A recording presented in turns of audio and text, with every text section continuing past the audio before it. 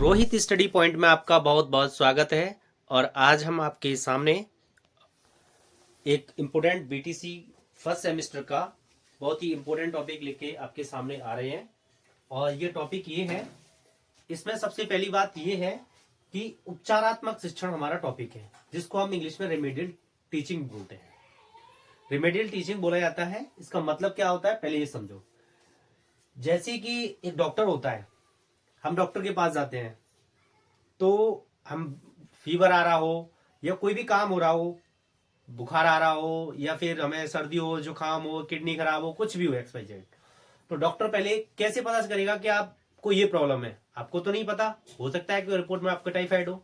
तो डॉक्टर क्या करेगा, आपकी जो कमजोरियां हैं, आपकी बॉडी में वीकनेस क्यों हो रही है, उसके बारे में पहले पूरी जानकारी लेगा। उसके बाद में वो फिर बताएगा रिपोर्ट आने के बाद में कि आपको ये प्रॉब्लम है, तब वो उसका उपचार करेगा और उपचार करने के बाद में फिर आपको वो ट्रीटमेंट देगा। यही होता है ना। ठीक इसी प्रकार से इसमें टीचिंग में उपचारात्मक शिक्षण का क्या प्रयोग है, तो हम बता देते हैं। जैसे टीचिंग में उपचारात्मक शिक्षण का ये प्रयोग होता है, जैसे कोई स्टूडेंट होता है और उसकी बहुत सारी कमजोर, एक क्लास में बहुत सारे स्टूडेंट होते हैं और हर स्टूडेंट के बारे में जानना जरूरी है टीचर के लिए। तो टीचर क्या करेगा, मान लो किसी बच्चे को बोलना नहीं आ पा रहा है, किसी वर्ड का प्रोनाउंसिएशन नहीं आ पा रहा है, तो उसके बारे में पहले वो जानकारी प्राप्त करे कि क्यों नहीं बोल पा रहा है। हो सकता है कि उसको प्रोनाउंसिएशन गलत तरीके से कराया जा रहा हो, इसलिए बोल रहा है गलत, या उसको कोई अदर प्रॉब्लम है ना। तो पहले टीचर उस स्टूडेंट की वीकनेस को, कमजोरियों को बारे में जानता है, फिर उसके बारे में डायग्नोस करने के बाद में उसको फिर तरीका बताता है कि आपको ये प्रोनाउंसिएशन ऐसे नहीं, ऐसे करना चाहिए। तो उपचारात्मक शिक्षण ठीक उसी प्रकार से है। मेडिकल में जैसे यूज किया जाता है कि पहले डॉक्टर पहले किसी चीज को डायग्नोस्ट करता है और उसके बाद उसको उपचार देता है। तो ठीक रेमेडियल में टीचिंग में भी इसी प्रकार से है। तो सबसे पहला है कि सबसे पहले तो इसमें मतलब समझो क्या है। इसका मतलब क्या है, अभिप्राय। जैसे छात्र, टीचर, स्टूडेंट हो सकते हैं, स्टूडेंट का कोई भी ग्रुप हो सकता है, के द्वारा किसी विशेष प्रकरण, टॉपिक से संबंधित किसी विशेष समस्या के निवारण हेतु प्रयोग में लाया जाता है। मतलब ऐसा तो नहीं कि हर स्टूडेंट को हर टॉपिक में प्रॉब्लम आ रही हो, कोई विशेष टॉपिक होता है या कोई विशेष प्रॉब्लम होती है। टीचर क्या करेगा, वो छात्र की, या कोई भी अकेला स्टूडेंट है या फिर स्टूडेंट का काफी ग्रुप है, उनके बारे में पहले जानकारी को प्राप्त करेगा कि इनकी आखिरकार प्रॉब्लम क्या है। प्रॉब्लम के बारे में संबंधित किसी विशेष समस्या के निवारण हेतु प्रयोग में लाया जाता है। मतलब टीचर यही कहता है कि आपकी क्या समस्या है, उस समस्या का डायग्नोस्ट करने के बाद में फिर उसका उपचार बताता है और कहता है कि आपकी समस्या का समाधान इस प्रकार से है। ठीक है। ठीक उसी प्रकार से इसमें छात्रों की कमजोरियों का पता लगाकर कठिनाइयों को दूर किया जाता है। जैसे मैं पहले बता चुका हूं कि जैसे डॉक्टर वो करता है ना, बीमारी को डायग्नोस करता है, उसके बाद उपचार करता है। ठीक जो टीचर होता है, ठीक वो भी इसी प्रकार से करता है कि पहले उसकी जो स्टूडेंट की प्रॉब्लम है, क्या क्या कमजोरियां हैं, क्या क्या वीकनेस है, क्या क्या इसको ये प्रॉब्लम फेस कर रहा है, कहाँ कहाँ प्रॉब्लम फेस कर रहा है, कौन से टॉपिक में प्रॉब्लम फेस कर रहा है, तो उसके बारे में डायग्नोस्ट करता है और उसके बाद में फिर वो उसको रिमेडियल टीचिंग उपलब्ध कराता है। ठीक है। अब कैसे इनके रिमेडियल टीचिंग का हम कैसे पता लगाएंगे, किन कारणों से पता कर सकते हैं कि इसको रिमेडियल टीचिंग देने की जरूरत है स्टूडेंट को या नहीं भी है।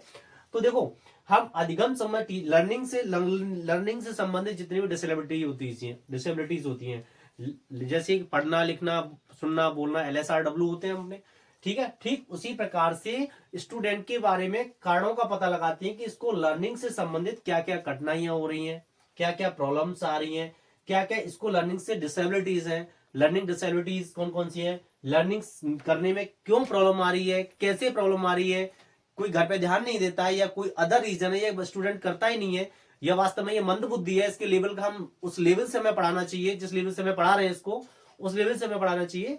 वास्तव में उसकी इन सभी समस्याओं का ध्यान रखते हुए उसकी समस्या का निदान किया था, सभी प्रॉब्लम्स का ध्यान रखते हुए उसकी समस्या का निदान किया जाता है इसमें। मतलब जैसी प्रॉब्लम वैसा उपचार। ऐसा नहीं कि कोई स्टूडेंट मैथ में कमजोर है और हम उसको ज्ञान दे रहे हैं हिंदी में कि आपको हिंदी इंप्रूवमेंट करने की नीड है।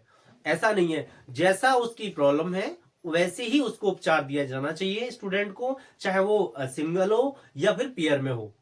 ठीक है। या फिर वो अपने पेयर में हो, सिंगल हो या ग्रुप्स में हो, कैसे भी हो, जैसा उसकी प्रॉब्लम है, जैसी उसकी परेशानी है, वैसा ही उसको उपचार दिया जाना चाहिए। तो एक परिभाषा दी है, नन है हमारी, इस नन कोटेशन दिया है नन के अनुसार कि बचाव निदान का उच्चतम स्तर है। बचाव क्या है? निदान का उच्चतम स्तर है। दूसरा, सिम्पसन के अकॉर्डिंग परिभाषा दी गई है कि उपचारात्मक शिक्षण उचित रूप से निदानात्मक शिक्षण के बाद किया जाता है। जैसे मैंने आपको पहले बता चुका हूं कि जो रेमेडियल टीचिंग होती है वो डायग्नोस्टिक करने के बाद ही होती है। भाई डॉक्टर पहले यही तो रिपोर्ट्स के माध्यम से पता करेगा कि आपको प्रॉब्लम क्या है। आपकी प्रॉब्लम है कोई भी, आप गए डॉक्टर के पास, बीमार है, ठीक है, आप डॉक्टर के पास गए और आपको उसने प्रॉब्लम बता दी, आपको कि डॉक्टर साहब मुझे फीवर आ रहा है। हो सकता है आपको डेंगू भी हो सकता है आपको प्लेटलेट डाउन हो सकता है उसमें आपको मलेरिया भी हो सकता है आपको टाइफाइड हो। तो ऐसा डॉक्टर कब आपको उपचार कब दे पाएगा? उपचार तो अपनी पूरी रिपोर्ट्स को डायग्नोस्ट करने के बाद में कि आपको वास्तव में ही टाइफाइड है तो आपको ये मेडिसिन दी जाएगी। तो जैसा उपचार होता है, तो इसलिए बोला गया है कि जो डायग्नोस्टिक के बाद ही डायग्नोस्टिक उपचार करने के बाद ही रेमेडियल टीचिंग प्रोवाइड कराई जाती है। ठीक है। दूसरी बात, हम यहाँ आते हैं उपचारात्मक शिक्षण के कुछ उद्देश्य हैं। कुछ उद्देश्यों के बारे में हम धीमे धीमे करके पता करेंगे क्या क्या एम है इसके। ठीक है। एम से पहले एक और चीज है जिनके बारे में हमें फोकस करना होगा थोड़ा सा। उपचारात्मक शिक्षण की विधियां हैं कुछ। उपचारात्मक शिक्षण की कुछ विधियां हैं जिनके माध्यम से हम स्टूडेंट के बारे में पता कर सकते हैं। जैसे सबसे पहले स्टूडेंट को त्रुटि को कभी कभी शुद्ध करना, एक विधि। उपचार शिक्षण की कुछ विधि हैं जिनके माध्यम से हम उनको रिमेडियल टीचिंग प्रोवाइड करा सकते हैं। जैसे कोई स्टूडेंट है, कोई लिख रहा है और हम उसकी कॉपी चेक कर रहे हैं, तो उसमें वर्ड से संबंधित अगर छोटी मोटी दिक्कत है, छोटी मोटी प्रॉब्लम आ रही है, इंडिविजुअल कॉपी तो हम इंडिविजुअल चेक करेंगे, सबकी ग्रुप में एक साथ तो कर नहीं देंगे, तो एक एक करके कॉपी चेक करते हैं। तो उसकी कॉपी को चेक करते समय हमें ये ध्यान रखना है कि ये वास्तव में मतलब ये झा बना रहा है तो ये ऐसे बना रहा है, ये झा को ऐसे बना रहा है। तो आपको टीचर क्या करेगा, उसको बताएगा तुरंत कि बेटा ऐसे नहीं बनाते हैं, ये तरीका इसका सही है। तो उसको स्टूडेंट को त्रुटि कभी कभी शुद्ध करना। ठीक है। दूसरा क्या है, इंडिविजुअल केस स्टडी के माध्यम से पता कर सकते हैं। इंडिविजुअल केस स्टडी क्या होती है? स्टूडेंट है, स्टूडेंट की सबसे पहले उसकी पारिवारिक सामाजिक हो सकती है प्रॉब्लम, सोशल प्रॉब्लम हो सकती है ना, इमोशनल संवेगात्मक प्रॉब्लम हो सकती है ना, फाइनेंशियल प्रॉब्लम हो सकती है ना।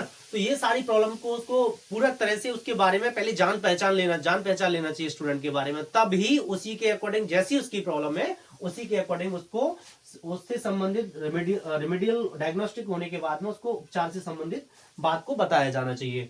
दूसरा है हमारा कि इंडिविजुअल डिफरेंसेस के आधार पर कई पेयर में डिवाइड करना चाहिए। जैसे हमें लगता है कि कई स्टूडेंट को हम जैसे कोई टॉपिक पढ़ा रहे हैं, सपोज डेट हम कैलकुलस पढ़ा रहे हैं, है ना, हम 8th क्लास को 10th क्लास को कैलकुलस पढ़ा रहे हैं, और कैलकुलस हमें पता है कि उसमें से 5 बच्चे ऐसे हैं जो 12th के हुए उसमें बैठे हुए हैं।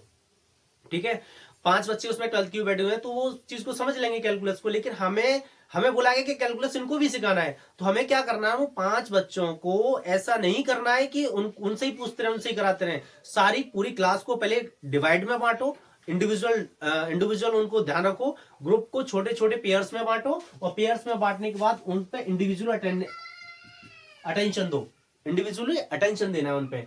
दूसरा है नीड के अकॉर्डिंग एजुकेशन प्रोवाइड करानी चाहिए। जैसी स्टूडेंट को नीड है वैसी ही स्टूडेंट को एजुकेशन प्रोवाइड कराना चाहिए। ऐसा नहीं उसको नीड है 8th क्लास के मैथ को पढ़ने की और हम पढ़ा रहे हैं उसको 12th क्लास का मैथ, ऐसा नहीं होना चाहिए। या फिर जैसी स्टूडेंट का मेंटल लेवल है उसके अकॉर्डिंग हमें उसको टीचिंग प्रोवाइड करानी चाहिए। ठीक है। अधिगम संबंधी दोषों, त्रुटियों, कमजोरी, बुरी आदतों के बारे में भी पता होना चाहिए। कहने का मतलब ये है कि जैसे लर्निंग से संबंधित जितने भी डिसेबिलिटीज होती हैं, लर्निंग डिसेबिलिटीज होती हैं, रीडिंग डिसेबिलिटीज होती है, स्पीकिंग डिसेबिलिटीज होती है, LSRW राइटिंग डिसेबिलिटीज होती हैं, तो सारी डिसेबिलिटीज के बारे में पता करने के बाद में उससे संबंधित जो भी त्रुटियां वो कर रहा है और जो भी उसकी कमजोरियां हैं, जो भी उसकी बैड हैबिट्स हैं, मान लो उसकी बैड हैबिट्स क्या हो सकती हैं, कोई भी स्टूडेंट है, नर्सरी का स्टूडेंट, उसकी बैड हैबिट्स क्या हो सकती हैं कि वो कॉपी को प्रॉपर तरीके से नहीं लिखता है। मान लो हम क्या करें, बैड हैबिट्स क्या है उसकी कि हमने उसको लाइन दे दी, किसी स्टूडेंट को ये ऐसे काम करने के लिए दे दिया और उसको ऊपर लाइन में लिख दिया राम राम राम राम राम, ऐसे लिख दिया। तो स्टूडेंट को नीचे लिखने देंगे तो वो राम को कभी ऐसे लिख देगा, राम यहाँ लिख देगा, वहां लिख देगा। तो इसके लिए हमें पता है कि वो उसके अंदर अभी ये उसका हाथ के जो स्थिर नहीं है, इसलिए वो उस चीज को प्रॉपर तरीके से नहीं लिख पा रहा है। तो उसके लिए हम क्या करेंगे, छोटी छोटी लाइनें खींच देते हैं और उसके अकॉर्डिंग वो वर्डों को लिखना सीख जाता है।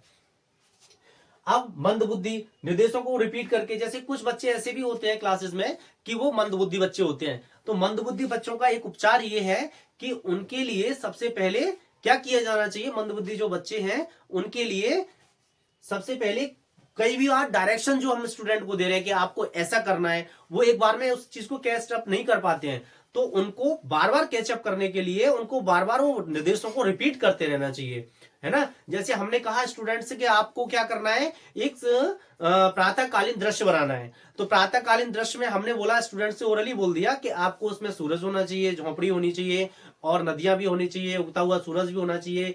तो अगर हमने एक साथ बोल दिया तो मंदबुद्धि जो बच्चे होते हैं वो उसमें क्या करेंगे, दो चीजों को तो सुनेंगे और उसके बाद जो चीजें होती है उनको कुछ को छोड़ देंगे। तो हमें निर्देशों को बार बार रिपीट करते रहना चाहिए। दूसरी बात एक और है कि हमें निर्देश में डायरेक्शन दे रहे हैं, हम उनको बता रहे हैं कि आपको पहले पहाड़ ड्रॉ करो, उसमें फिर पहाड़ों को ऐसे करो, फिर उसके बाद आपको फिर नदियां बनानी है, फिर साइड से ऐसे करके बनाना है। तो ये सारी चीजें आपको पहले उनको बताना होगा। निर्देशों को मतलब कोई भी चीज करा रहे हैं तो उनको निर्देशों को कई बार रिपीट करना होगा। दूसरा है खेल विधि के माध्यम से समझाना। मान लो किसी स्टूडेंट को हम खेल विधि के माध्यम से, जो वीक स्टूडेंट होते हैं उनको मूर्त रूप से समझाना, मतलब, है ना। तो कोई भी चीज समझा रहे हैं तो उनको, जैसे बच्चे को हम दो का वर्ड बनाना सिखा रहे हैं, सपोज डेट हम दो का वर्ड बनाना सिखा रहे हैं, तो हमने क्या किया, पहले स्टूडेंट को दो का वर्ड बनवाया, दो का वर्ड हमने बनाया और उससे कहा कि इसको आपको कई बार इस पे पेंसिल फेरनी है आपको, तो वो क्या होगा, उसके हाथ में स्टेबिलिटी भी आएगी और वो उसको आसानी से बनाना भी सीख जाएगा, उसकी शेप के बारे में भी बनाना सीख जाएगा। तो खेल विधि के माध्यम से, जैसे कि हमने एक मैदान है, सपोज डेट एक मैदान है और इस मैदान में हमने क्या किया, सपोज डेट एक मैदान है, इसमें छोटा आ बना दिया और बड़ा आ बना दिया और छोटी ई बना दी और बड़ी ई बना दी और यहाँ पे बना दिया ऊ। अब मैंने उनसे बच्चों से कहा कि आप इस ग्राउंड में ई पर कूदिए, तो बच्चा इस पे सर्किल बना दिया, इस पे भी बना दिया, इस पे भी बना दिया, इस पे भी बना दिया। अब मैंने बच्चे से कहा कि आप पे कूदो, इसमें आ कहाँ है, तो बच्चे को तुरंत वो पहचान जाएगा शेप से कि वो आ इधर है तो इधर कूदेगा। तो एक्टिविटी के माध्यम से बच्चों को ज्यादा से ज्यादा सिखाने का प्रयास करना चाहिए, ठीक है। और दूसरी बात, इंफॉर्मेशन को छोटे छोटे डाटा में देना चाहिए। मतलब बच्चों को कोई भी इंफॉर्मेशन अगर प्रोवाइड करा रहे हैं तो ऐसा नहीं कि एक लाइन में हम एक पैराग्राफ के थ्रू बोलते चले गए, ऐसा नहीं होना चाहिए। बल्कि जो भी हम इंफॉर्मेशन बच्चों को प्रोवाइड करा रहे हैं वो सारी इंफॉर्मेशन बच्चों के लिए एक उसमें छोटे छोटे पेयर्स में होनी चाहिए, छोटे छोटे ग्रुप्स में छोटे छोटी इंफॉर्मेशन छोटे छोटे टुकड़ों में देनी चाहिए, मतलब ये है। तीसरी बात ये है, बच्चों को मोटिवेशन के अवसर प्रोवाइड कराना चाहिए। जैसे हमने किसी बच्चे से छोटे से पूछा, है ना, होशियार बच्चे से पूछ लिया तो वो तो बता देगा, लेकिन जो बच्चा कमजोर है वो तो उसके मन में गिलानी पैदा हो जाएगी, मैं तो कुछ जानता ही नहीं हूं, दीनहीन की भावना पैदा हो जाएगी। तो इसमें हम क्या करेंगे कि जो बच्चा छोटा है उस छोटे बच्चे के लिए हमें क्या करना पड़ेगा, सबसे पहले कि उस छोटे बच्चे से, जो कमजोर बच्चा है, उससे पूछो कोई सरल सा सवाल, और उससे सवाल पूछने के बाद में आपने छोटे बच्चे से सवाल पूछा और उससे तुरंत बता दिया सरल सा सवाल, फिर आप बड़े बच्चे से पूछो तो उसके मन में ग्लानि पैदा नहीं होगी कि मैंने क्वेश्चन नहीं बता पाया, मुझे नहीं आता है, वो कहेगा मैंने तो अपना बता दिया। लेकिन वो और उसको भी अटेंशन देगा, जो उसे बता रहा है, सही बड़ा बच्चा बता रहा है उसको भी ध्यान देगा, ठीक है। दूसरी चीज क्या है, सूचनाओं को मूर्त रूप प्रदान देना। मतलब कोई भी जो भी इंफॉर्मेशन अगर हम दे रहे हैं बच्चों को, तो हमें इंफॉर्मेशन ऐसी देनी है कि बच्चों को मूर्त रूप से, मतलब बच्चे किसी चीज को सीखें, ऐसे नहीं कि देखें ही नहीं, उसको बताएं नहीं, तो ऐसा नहीं होना चाहिए। दूसरी बात एक और है कि हम बात करते हैं आपसे, इसमें सूचनाओं को छोटे छोटे रूप में देना चाहिए। दूसरी बात एक और है कि स्टूडेंट को उपचारात्मक शिक्षण के क्या एम है, क्या उद्देश्य है, क्यों दी जाती है ये। तो सबसे पहली बात यह है कि स्टूडेंट को लर्निंग डिसेबिलिटीज और वीकनेस को समाप्त करने का इसका उद्देश्य ये होता है कि बच्चों की जितनी भी लर्निंग डिसेबिलिटीज हैं उनको समाप्त किया जाए, उनको उनकी प्रॉब्लम को जाना जाए और प्रॉब्लम के अकॉर्डिंग रेमेडियल टीचिंग प्रोवाइड कराई जाए। उनकी वीकनेस है, कमजोरियां हैं, उनको जाना जाए और उनके बारे में उस चीज को समाप्त किया जाए। दूसरा, स्टूडेंट की कठिनाइयों और कमजोरियों को दूर करके दोष मुक्त करना। स्टूडेंट की जो भी वीकनेस है, जो भी कमजोरियां हैं, उनको दोष मुक्त करके, उनको बता करके उनकी प्रॉब्लम को वहीं डिस्ट्रॉय कर देना, खत्म कर देना। दूसरी, अवांछनीय रुचियों को वांछनीय आदतों में चेंज करना। अवांछनीय रुचि का मतलब क्या है, जो उसमें फालतू की बातें करता हूं फालतू की चीजें कर रहा है ना, फालतू की मारपीट कर रहा है इधर उधर, तो हमें पता है कि इसको क्या करना है कि अंताक्षरी करा दो, उसी टॉपिक से रिलेटेड अंताक्षरी करा दो, तो उसमें इन्वॉल्व हो जाएगा, तुरंत जस्ट इन्वॉल्व हो जाएगा बच्चा। तो उसकी अवांछनीय एक्टिविटी को हमने किस में चेंज कर दिया, वांछनीय एक्टिविटी में। उसकी आदतें हैं उनको भी चेंज कर सकते हैं, है ना, उसकी दृष्टिकोण है जितने भी उनको भी चेंज कर सकते हैं। और स्टूडेंट के अंदर ये चीज होनी चाहिए कि उसमें रुचि उत्पन्न होनी चाहिए, इंटरेस्ट उत्पन्न होना चाहिए। जैसे कि अगर कोई भी क्वेश्चन पढ़ा रहे हैं तो उसको प्रैक्टिकली ओरली जमीन पर उतार के तब पढ़ाया जाना चाहिए, मतलब जमीनी स्तर से पढ़ाया जाना चाहिए। ऐसा नहीं कि हमने बल पढ़ा रहे हैं बच्चे को तो बल के बारे में पता ही नहीं हो, फोर्स के बारे में पता ही नहीं हो, और फोर्स हम पढ़ाए जा रहे हैं, फोर्स की डेफिनेशन बता दी हमने बस, और फोर्स के बारे में उसको एबीसीडी नहीं भी पता है। तो फोर्स को हम प्रैक्टिकली, जैसे कि बलागुण के बारे में बता रहे हैं, तो जो कब्जा होता है, किवाड़ का कब्जा होता है, उसको फेर के दिखाएंगे इसको यहाँ क्यों लगाया जाता है। हत्ता होता है, हत्ते को बीच में ही क्यों लगाया जाता है ना, बिल्कुल आगे क्यों नहीं लगाया जाता। तो इस बात कहता है उस चीज को मूर्त रूप दे करके उसको समझाना चाहिए, जिससे स्टूडेंट में रुचि उत्पन्न हो, इंटरेस्ट पैदा हो, बच्चों के सेल्फ कॉन्फिडेंस जो भी है उसको डेवलप करना। ये इसका उद्देश्य है कि बच्चों के सेल्फ कॉन्फिडेंस को डेवलप करना। दूसरी चीज, वाचन, लेखन, उच्चारण, भाषा और गणित के क्षेत्र में इसका क्षेत्र क्या क्या है, वाचन का क्षेत्र क्या है। जैसे बच्चा अशुद्ध रूप से बोलता है तो उसको शुद्ध रूप से सिखाना बोलना, ये वाचन का क्षेत्र में इसको इंप्रूवमेंट करा सकता है। लेखन में मैंने जैसे आपको बताया था कि अभी कोई बच्चा है वो आ को बनाना नहीं जानता है, तो उसको आ बनवाओ, है ना, और आप लकड़ी का आ बना हुआ है आपके पास, एक्टिविटी के तहत करा रहे हैं, तो उस पे आ पे ऐसे ऐसे हाथ फिरवाओ उस पे, तो उसकी शेप के बारे में उस बच्चे को जानकारी प्राप्त होगी पूरी तरह से।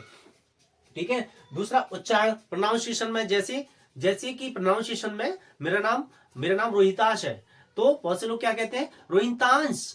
जैसे साउथ के लोग हैं, मेरे टीचर थे, वो मुझसे कहते थे रोहितांश, है ना। और जैसे कि मेरा नाम अमित है तो मुझसे कहते थे अमित, है ना, अमित।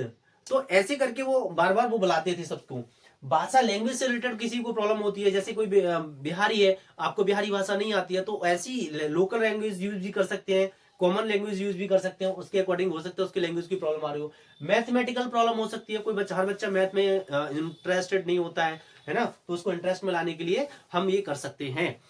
ठीक है, ओके, थैंक यू। आज हमारा उपचारात्मक शिक्षण पर पहला वीडियो था। उपचारात्मक शिक्षण नहीं, ये हमारी किताब का पहला टॉपिक था, उपचारात्मक शिक्षण, जिसको हमने खत्म कर दिया है, और ये मेरा फर्स्ट वीडियो है। दोस्तों शेयर करें, लाइक करें और सब्सक्राइब करें, और ऐसी वीडियो आपको कंटिन्यूअस डेली आती रहेगी। Thank you so much.